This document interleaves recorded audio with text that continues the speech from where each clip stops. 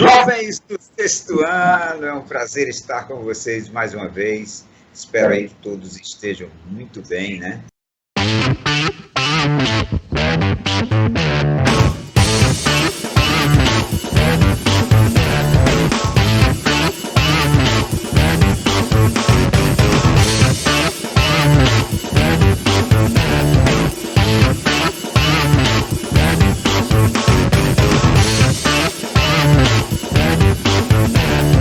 Primeira coisa, você tem que saber a definição, né? Então, dados 3 pontos A, B e C não colineares, aí eu tenho que fazer aquela velha OBS, né? Então, o que são pontos colineares? Pontos colineares são aqueles pontos que estão sobre a mesma linha, sobre a mesma reta. E pontos não colineares é que não estão sobre a mesma reta. Olha só. O A e o B eles estão sobre a mesma reta, mas o C está em uma reta diferente, certo? Então, pontos não colineares. Então, chama-se triângulo ABC a reunião dos segmentos AB, né, mais BC mais AC, ou CA, tanto faz. Né? Então, essa reunião desses 3 pontos não colineares, essa reunião desses 3 pontos não colineares, vai dar origem justamente a um triângulo. E o interessante, né, que geralmente os polígonos eles são dados pela quantidade de vértices ou pela quantidade de lados. Por exemplo, um polígono de 4 lados é chamado de quadrilátero. Né? O de 5 lados, pentágono, hexágono. Né? Esses polígonos, geralmente, eles são dados pelo nome de lados. O triângulo, como o nome não ficaria muito bem, né? Trilados, né? Mas que pode também ser chamado de triládrios, né? Ele recebe o nome de triângulos, em relação à quantidade de ângulos. Por que isso?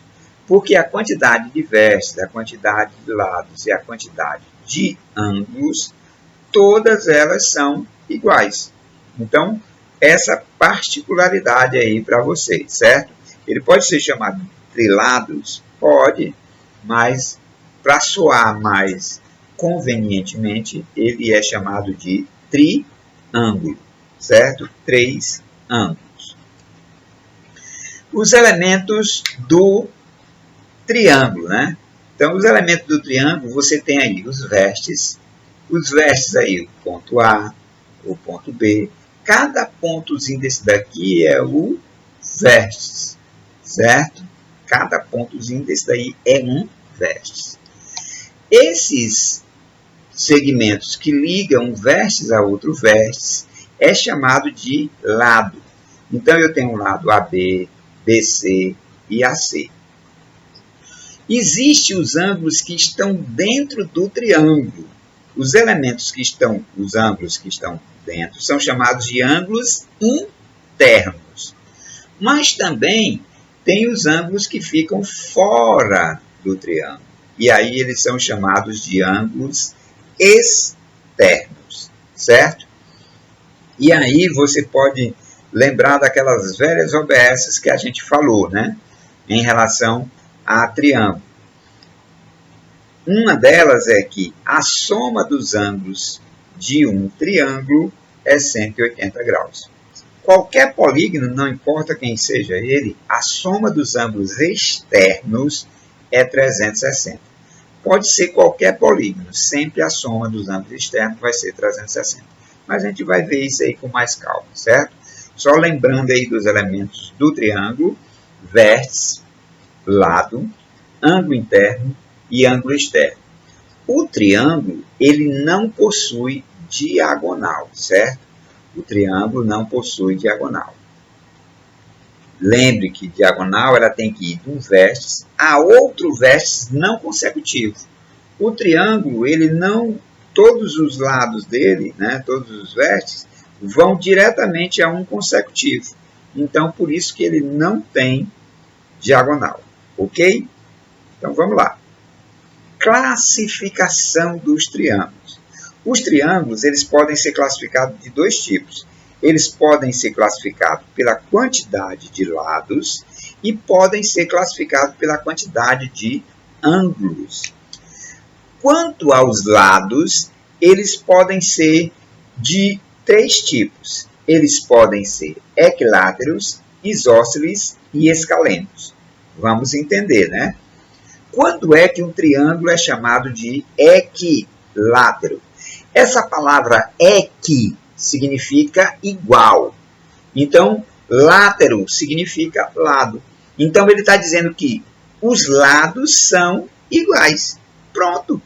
Então, um triângulo equilátero é um triângulo que possui os três lados iguais. Ó, esse lado é igual a esse, que é igual a esse. Então, esse é um triângulo equilátero. Já os triângulos isósceles são aqueles triângulos que possuem dois lados congruentes, né? Lembrando que o termo congruente significa o quê? Isso aí, muito bem. Medidas iguais, né? Tem a mesma medida. Então, o triângulo isósceles, ele vai ter dois lados congruentes, quer dizer, dois lados iguais.